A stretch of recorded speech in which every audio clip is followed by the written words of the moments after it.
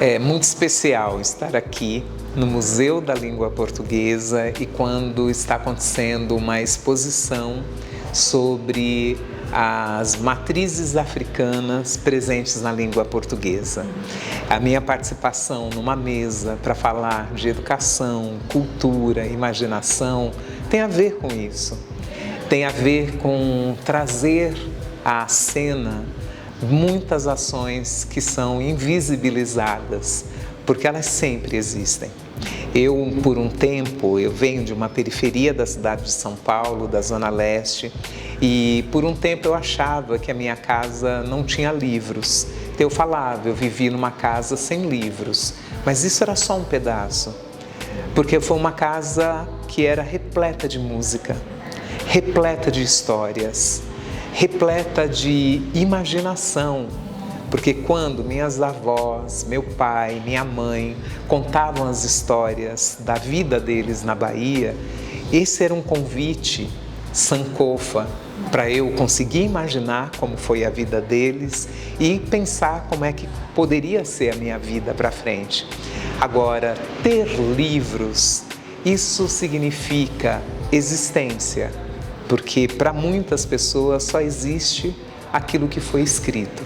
Então, nesse sentido, a minha causa vira levar livros para todos os cantos, fazer com que os livros cheguem à mão das pessoas, para que cada pessoa consiga chegar a pé até uma biblioteca, porque o livro, ele materializa o objeto de arte.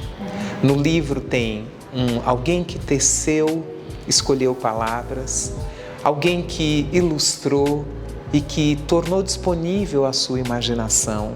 Então o livro, ele traz para a gente essa possibilidade de encontrar novas histórias.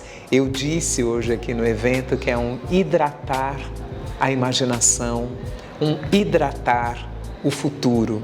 E cada vez que a gente vai encontrando livros que nos ajudam a nos ver, né? Livros que são também espelho, ele traz para a gente uma corresponsabilidade.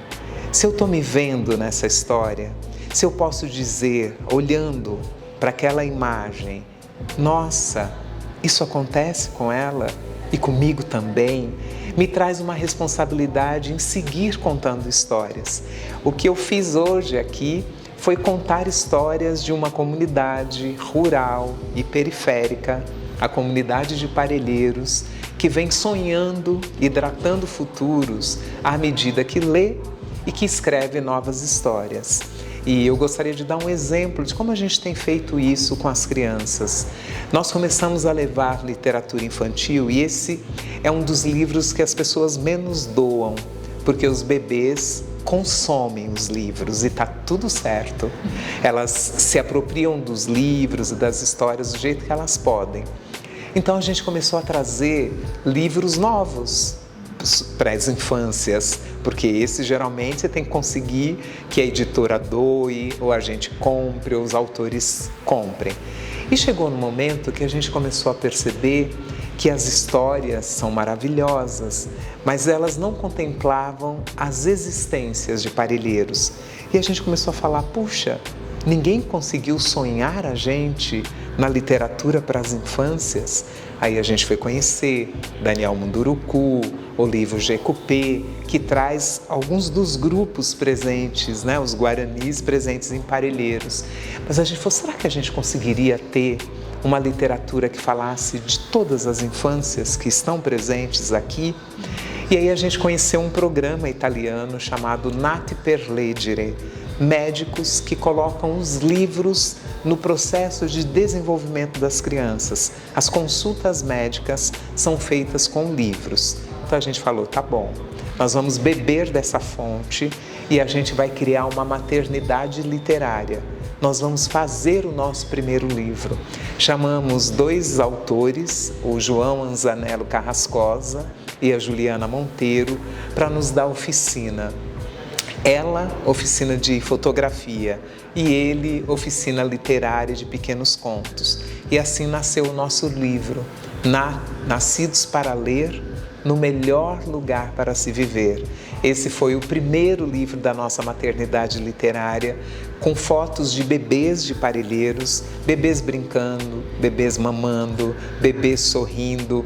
Posso trazer uma das páginas do livro, tem uma menina negra sentada na cama, com as maquiagens da mãe, com um pincel. E aí o texto, que foi escrito coletivamente por quase 50 mães, irmãos, educadores, vizinhos, em oficinas que duraram 10 meses, porque nós participamos de todo o processo de produção do livro. E o livro Nascidos para Ler no Melhor Lugar para se Viver tem uma página com essa menina negra que diz: porte de rainha, todo mundo diz, traços ancestrais, não dá para negar, linda demais? Diga você. Então esse é um livro que, além de ser espelho, ele é colo. Todos os bebês que nascem em Parelheiros recebem esse livro em casa. E essa ação virou uma pesquisa de doutorado que envolve 16 mães mobilizadoras. A gente desenvolveu 3 etapas de um questionário para ver o que acontece quando um bebê nasce numa casa que já tem um livro esperando por ele ou por ela.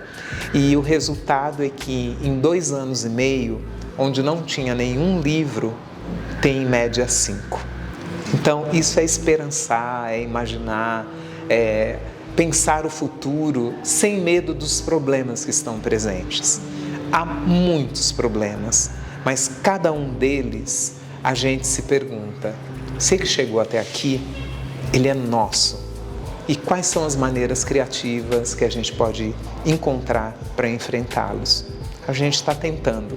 Nós somos hoje 5 bibliotecas comunitárias em Parelheiros. Em São Paulo nós somos 19, no Brasil nós somos 131. São núcleos de imaginação.